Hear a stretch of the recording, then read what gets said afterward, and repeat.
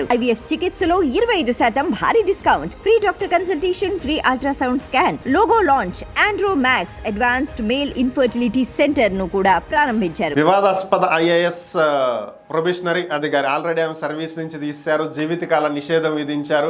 ఇంకెప్పుడు కూడా ఆమె సివిల్ సర్వీసెస్ ఎగ్జామ్స్ రాయటానికి కూడా వీలు లేకుండా పూర్తిగా నిషేధించినటువంటి పరిస్థితి అందరికీ తెలిసిందే. పూజా ఖేత్కర్ ప్రస్తుతం ఆమెను అరెస్ట్ చేయాలని చెప్పి భావిస్తున్నారు. ఎందుకంటే తప్పుడు పత్రాలను, తప్పుడు సర్టిఫికెట్లను పెట్టి ఉద్యోగం పొందాలని చెప్పి చూసినటువంటి నేపథ్యంలో ఆమెను అరెస్ట్ చేయాలని చెప్పి వారెంట్ ఇష్యూ చేసినటువంటి నేపథ్యంలో తెలిసినటువంటి విషయం ఏంటంటే అరెస్టు చేస్తారని ముందుగానే గ్రహించినటువంటి ఆమె దుబాయ్ బారిపోయారనేటువంటి వార్తలు వినిపిస్తున్నాయి. అలాగే ఇప్పుడు ఈమె విషయం బయటపడినటువంటి నేపథ్యంలో ఇలాంటి సర్టిఫికెట్లు పెట్టినటువంటి మరొక 6 సర్టిఫికెట్లను ప్రస్తుతం వెరిఫై చేస్తున్నట్లుగా తెలుస్తుంది.